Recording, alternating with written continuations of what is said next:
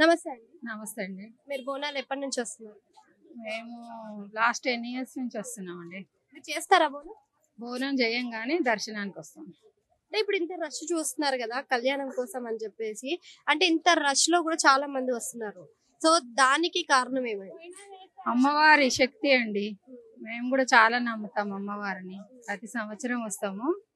మాకు ఇలా ఇంటి దైవం ఎల్లమ్మ తల్లి. ఓకే, చాలా మందికి దేవుళ్ళు వస్తూ ఉంటారు కదా, అవి మీరు నమ్ముతారా?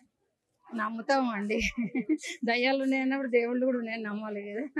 అంటే మీరు ఏదైనా కోరిక కోరుకుంటే అవి నెరవేరాయా మరి ఇక్కడ? నెరవేరినాయండి. అంటే మీరు బోనం చెయ్యరు అంటున్నారు కదా, సో చాలా మంది బోనాలు చేసుకుంటూ ముందుకెళ్ళి వాళ్ళ కోరికలని సమర్పిస్తూ ఉంటారు. మరి మీరు బోనం చెయ్యరు అంటున్నారు కదా, మరి ఏ విధంగా? అంటే మాకు లేదండి, పద్ధతి లేదు బోనం చేసేది. కాకపోతే మొక్కు చేస్తాము.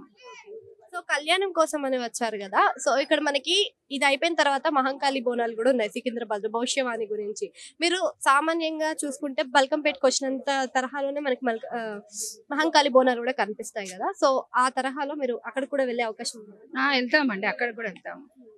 సికింద్రాబాద్ కూడా వెళ్తాం. ఉజ్జయిని, మహంకాళి. అసలు ఏం కోరిక కోరుకుందాం అనుకుంటున్నారు?